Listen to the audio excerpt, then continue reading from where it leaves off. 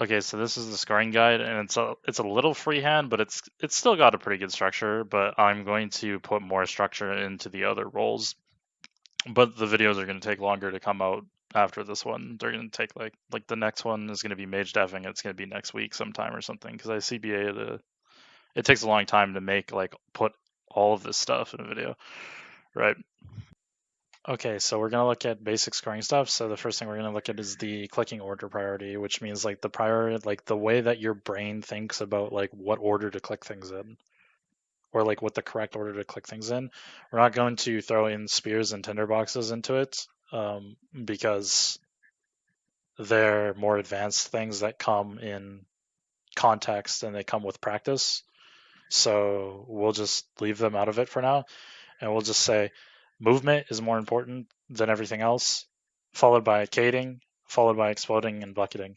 So you want to move and then cade and explode. And you want to cade first and then explode/bucket afterwards. But you want to get fast enough to where you can cade and explode/bucket on the same tick, where you cade first and then explode/bucket, and they register kind of at the same time. Um, Scoring objective is you basically just get as much distance as you can per cast from the mage, or like get as far as you can for every cast that he throws. Or in other words, you deny the mage cast as you move and do things to score, like when you cade behind you. Hence why cading takes priority over bucketing and exploding, because it denies the mage more casts. Like we talked about earlier with the mage combat formula, the mage's chance of casting you goes up exponentially every time they cast by like a lot. Like, so you want to deny casts as much as possible when you're trying to go through at the same time.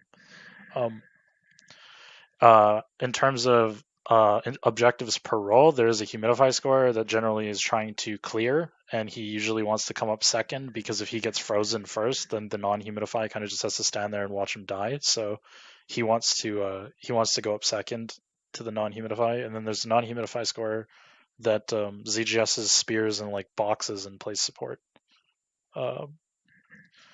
Generally is a general objective. And positioning, scorers don't really have positioning. They're it's kind of a brain dead role. They're versatile. They're just like a floater. They can just be anywhere that they need to be. So if your team wants you to death, you can be there. If your team needs somebody to hold the two of them in their base so that they don't come off at mid, you can just sit on the staircase and hop up and down. Stuff like that. You don't really have any specific place where you have to be at a given point in time, which is like one of the strongest aspects of scores. It makes them kind of overpowered in a way. Your inventory setup should look like essentially kind of like this, right? Depending on the base, you might not have 4 buckets, but like depending on the base that you're going into. So you'd want 3 restores, your Castle's Brew. You can sip it and drop it if you really need an extra bandage. You want 6 to 8 explodes and 3 to 4, 2 to 3 buckets if you're scoring on Zamorak base, or 3 to 4 buckets if you're scoring on Saradomin base. And I'll explain the reasoning for that in a second. This generally is the gear you want to be camping when you're running. This is just, wand, spectral, max mage, like I showed before. This is crossbow for shooting people when you get froze, ZGS for ZGSing people, and then you have your Hasta to spear people, right? You also have your tinderbox. And yeah, that's essentially your setup. The reason that I'll show you now, because I'll grab Cades, the reason that I said that you'd want 3 to 4 buckets in Saradomin base is because in Saradomin base, although there's not very many tiles to block on 3rd floor with that are relatively useful, in the spawn, they have this block right here. So this is 1. Then they have this one, which is another 1, 2, 3, 4.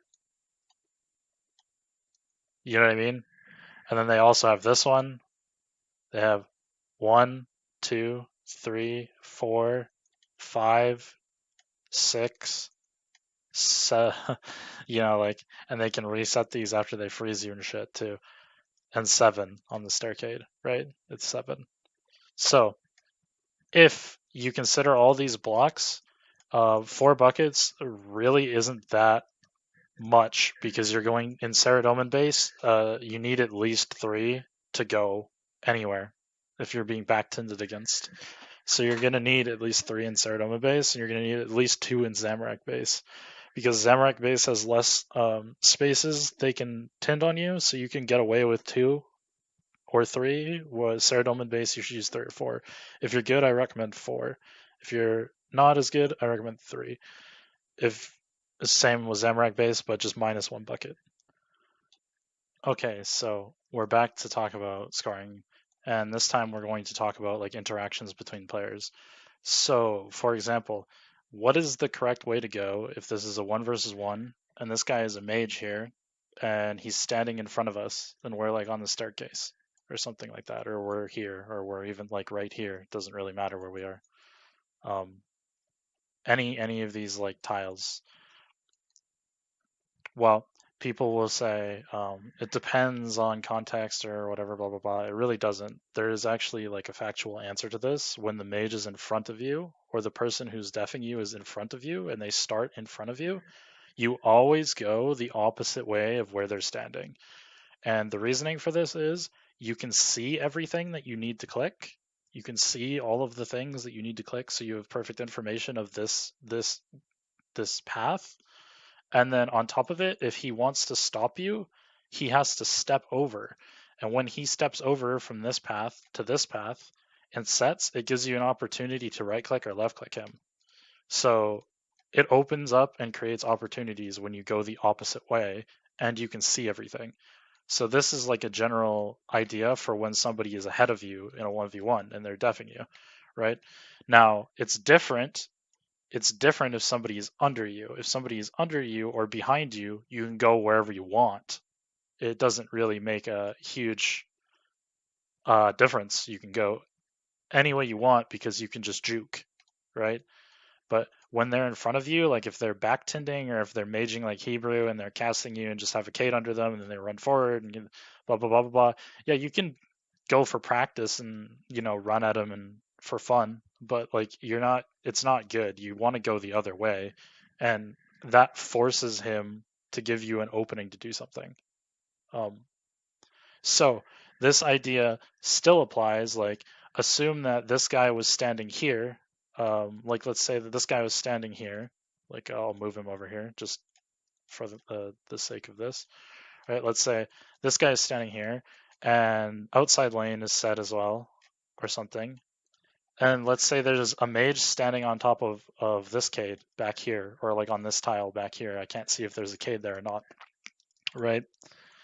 You want to go, the first thing you do when you come up is you want to go this way, and then you want to go this way because the mage is there and they're both in front of you. So you want to go in a way where you go around him so you can see everything, you go around the mage so you can see everything, and also you force this guy to try to move over here and you can right click him, or you force the mage to try to move to the stairs and you can right click him. You don't want to go in the directions where they're standing, so you want to go around this guy and then you want to go around this guy. And that's essentially how you make decisions about when people are in front of you as a scorer correctly, like on like which way to go, right? And then when they're not in front of you, it's totally different story. Or when you can spear them into compromising position or something like that, when there's a way for you to like negate that, this is not the end all be all, because there are ways where you can like come over here, where like you can come up and you can just spear this guy straight away as you come up, and then just go straight inside because the mage is over here on this tile or something, right? Like, but because there are other ways to get around the first guy other than just running around him. But the most basic way and the most fundamental way to be good, where you don't need to use SPAC or anything, is to just go around everybody when they're in front of you and make them move to come with you. And when they're on top of you, you do whatever you want. So other things to do with scoring. So one of the things you want to realize is that Barrage is actually a multi-target spell. So you and your teammate scorer don't ever actually really want to be running at the same time together, both moving at the same time towards the same Cades. You want to be apart from each other enough that barrage is not going to be hitting you both, so you're not giving mages multiple casts on you, like where you're not giving them double casts. You're not making their ice barrage twice as effective. So you want to go uh, at opposite times. And also, when you get frozen off timed from each other, it gives you guys immunity at different times, which makes them burn way more Cades because they have to refreeze you guys both at different points in time, and they have to tend more and set more and use more stuff. So you kind of want to move at different times. Also, um, when you are scoring, you can always hug the staircases and stuff. So you don't necessarily have to leave the staircases. You can hug the staircases until it's okay to like not hug the staircases. Like for instance, if they're backtending up a storm and their mage doesn't know how to play it properly, so their PK just has to like tend all the Cades early, and these are like all on fire, or like these first four are on fire, and you come up, you can go like this and just run straight back to the stairs and go down. Or you can just sit on the stairs and look and then just go down. Right? Like even if you get frozen on the stairs, it doesn't matter as much because you're not going to take any damage really. Even if you get speared off the stairs, it's still kind of worth it for you because the PK is not really going to be able to hit you because he's back there, and the mage is going to waste the spec on you before you're actually unfroze. So he's not really going to get your immunity off you with the spec like he should. And yeah, it's going to suck for him. It's the same like if you're against somebody that you know is going to tend things and you know they're like really good, like let's say like I'm PKing versus you and you know everything's going to be on fire, right? You can literally just preemptively click your bucket. You don't have to like highlight your explode first. You can literally just preemptively hover over an unlit Cade with a bucket, and then as soon as I light it on fire, you just go boom, right? Like you don't have to like click explode first every single time. Other thing is, you should really get used to recognizing when you PID people and when they PID you, because PID changes every 90 seconds. So, if you know that you PID somebody, then you know that you can drop in front of them without hasting, right? And if you know that you don't PID somebody, then you know you have to hasta to drop in front of them. So things like that are really crucial because it allows you to save spec. If you know that you pit a defender, you don't have to hasta them. You can just drop in front of their face and pit it, or uh, primarily what you want to do actually is you want to ZGS and drop in front of their face and pit it, and then you save your spec to ZGS because you have pid, so you don't need a spear to actually get your pass. Uh, Another thing with scores that I'll address that happens a lot in 3v3s and bigger games is let's say I'll go grab the flag on this other account real quick because it's 2 minutes left. Let's say if you are a scorer with the flag, like let's say I'm a Zam scorer, let's say the Sarah account is a mage or something, right? And this is Zam base and I'm trying to get up and I'm frozen here in front of the barrier. Usually if the mage is me, I'll be standing here because if you pass, well, not here because like I have to be here because if you drop the flag, it goes here. But I mean, let's say like you're on a normal tile that's not like a barrier tile, so you're like let's say you're like here, right?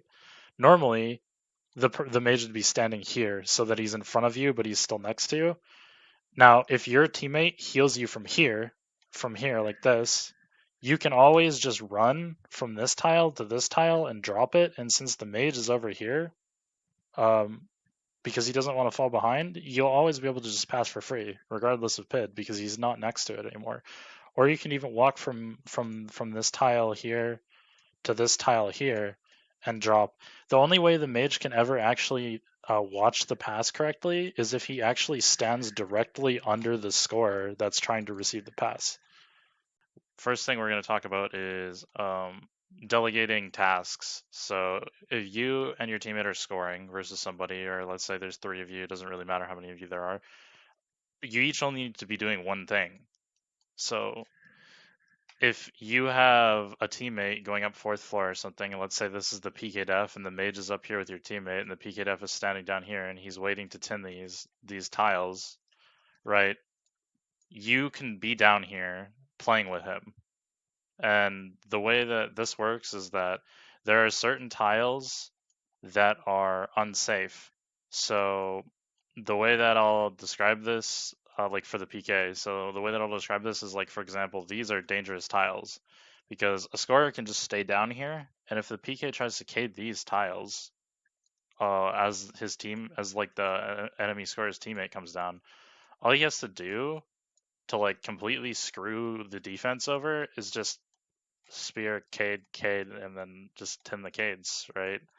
And now as his teammate comes down, this will fall over, and then the PK is not in front, so they can't back tint anything. You're just gonna run straight at. You're just gonna haste the mage in the face, and then just run straight at the base, or like ZGS the mage and run straight at the base.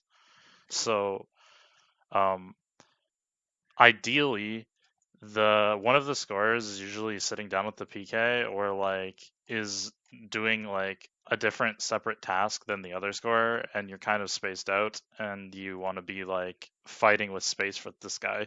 So like if this guy runs back here and he starts trying to tend here, you know, you're here. And then if this guy runs back here, and it pretty much, this is why Ceridome base kind of sucks, because you're just relegated to the staircase. If you step off the staircase as a PK, you can get fucked. And even when you're on the staircase, if you come up at like a bad time, you can get like this. You can have like this happen to you, and then that's really bad, right? Because even though you can try and run over here and Cade and stuff, if this guy has more than one spear spec, he can just keep spearing you. He just spam spear you into oblivion. Or like, for example, if you come up on the stairs at like a bad time, he could just do something where like he comes up and then he just ZGS's you, so you're froze like this, and then just spears you like this, so you can't do anything. And then his teammate's gonna come down, and this is gonna fall over as his teammate hits the stairs, and he's just gonna run straight down. Or the PK will have to ZGS rely him or spam spear him or something. But either way, it's not good for the defense. So, um, yeah, that's kind of like separating your tasks and positioning, and also it's kind of like talking about how you can block the defense in if they're playing too dangerously and they're not like spacing apart from each other. You can block them both in. So like let's say the mage and the PK are both like over here in this like space somewhere. Yeah, like if your teammate is up there, you can just block them in, and they're kind of like fucked. Like what do they even do here? Like if you have enough Cades, you can just keep blocking them in, and you can go around the back. And even if you don't, they only have like one set of Cades to tend. Especially if you're the non-humid and your humid is the one with the flag, and he comes down with buckets, he's just gonna bucket the one set of Cades that they have, and then they're doomed. Like they just splash twice and they lose. So yeah, you definitely want to play in a way where you're delegating your tasks and splitting your tasks up. You don't want to play like where you're both running to do the same thing all the time, and you're always trying to like 2v1 a guy, because then the other guy is automatically winning his role because he's 1 versus 0, right? So you want to play kind of man to man in a way. Okay, so first we're going to talk about more advanced ways of denying casts and denying damage, like from the opponent. So, for example, if you have an off mage and this guy, like let's say that this guy is a mage, right, and he's over here, and he gets frozen here. Like let's say this guy is frozen. Let's just pretend the red guy is frozen. If you're a scorer, you can very easily just run like this and just set a Cade here that blocks his line of sight to the staircase. You don't have to even light it on fire. You can just leave it unlit, to be honest. And what this will do is he can't mage you from there anymore. Like he's got no casts anymore. Like um and then he can't do any damage either. It's the same thing, like if your teammate is low and you don't have very many bandages, but you have Cades, the Cades can actually be more effective than like healing your teammate. Like let's say that this guy is my teammate and he's frozen and like we're at bridge or something, right? I can literally just go like this.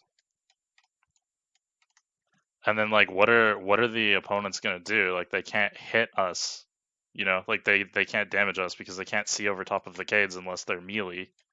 They're melee distance. But if they're melee distance, then they have to. That it's a trade-off because they have to give up their positioning, which is really bad for them to do. So, yeah.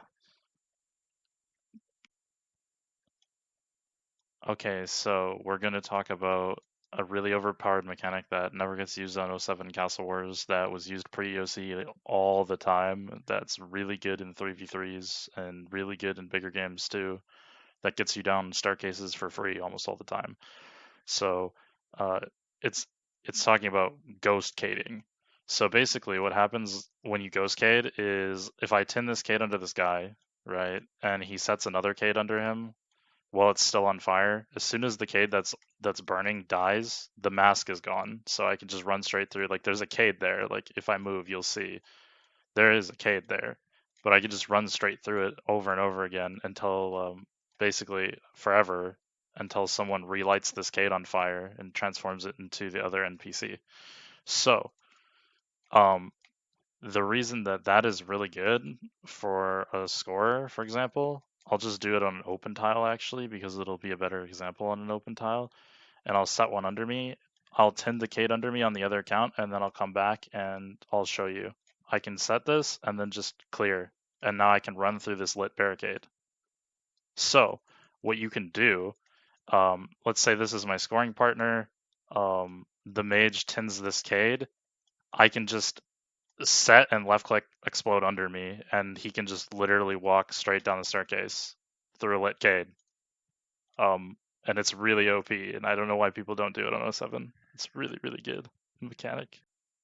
Okay, and now we'll talk about the ZGS, and we'll talk about tracking your opponent's stats and crossbowing and stuff like this.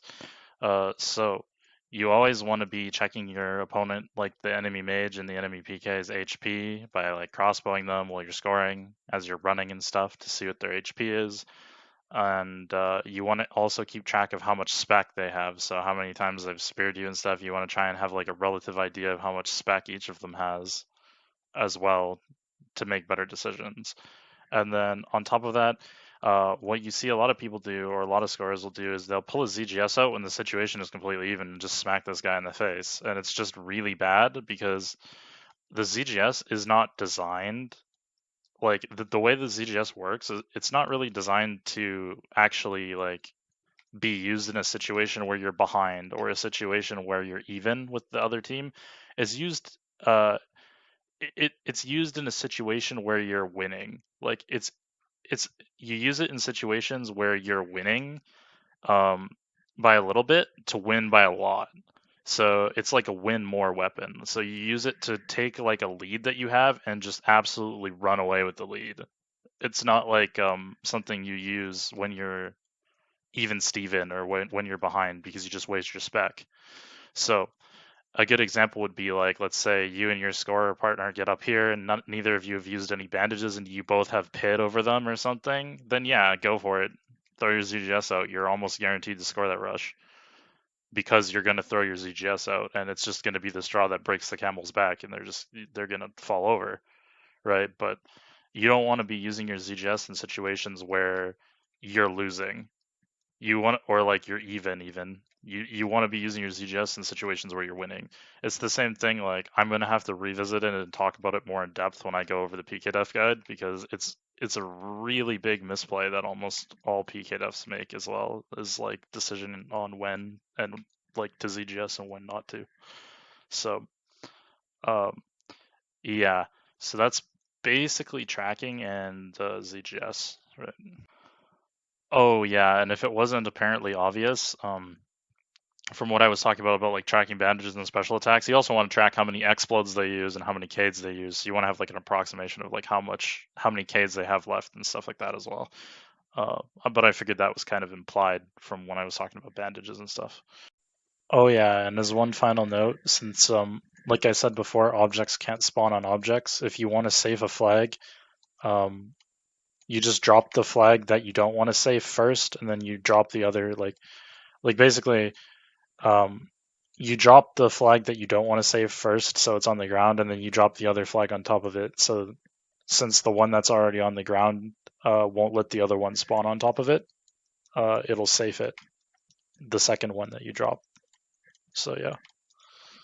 Okay, so the next thing we're going to talk about is tanking when you have the flag, like tanking DPS, like tanking damage, not dying when you have the flag instantly in one freeze. So a lot of times in 5v5s, what you see scorers do is like there'll be a PK hitting them and two mages, and they'll pray range. This is actually wrong. Like you shouldn't be trying to like flick between range and melee realistically versus the PK, because the PK, if he's good, is just going to hit you off prayer anyways. And the mages, there's two of them hitting you, and like I showed you before in the magic combat like formula, they're 34% accurate, which is pretty fucking accurate, and their barrage hits 50s, so they do a ton of damage. So you can honestly just pray mage when there's two mages hitting you and only one PK until they go in to melee you, and then you just pray melee, right? Like you don't actually have to pray against the PK def specifically. The PK def is not going to kill you as fast as two mages are going to kill you. Like praying against two forms of combat is better than one. Even though mage is weaker than range and melee versus this armor, you have a 34% accuracy with the extra 50 mage defense on from the one and the shield. When you drop that, you go from 209 mage defense to 159 mage defense. Like they're like 40 something percent accurate on you. They hit you like half the time for up to 50. So you're going to want to be like, if there's two mages on you, you're going to want to be praying mage, unless there's also two rangers on you. You know what I mean? Like there's two people ranging you, then you pray range. But if there's two mages on you and one person ranging, yeah, you want pray mage. It's better. Yeah. So now we're gonna talk about like decision making and like which direction you should run on ground and stuff when you get down the flag as a scorer in general. Generally speaking, when you get down with the scorer as a scorer at the flag, a lot of it is in the moment, but not really. Most of it is pretty predetermined. Like if you come down, you see a guy sitting on here like outside your catapult, you always go under. Always. You just always go under every time. There's no reason that you should ever not go under.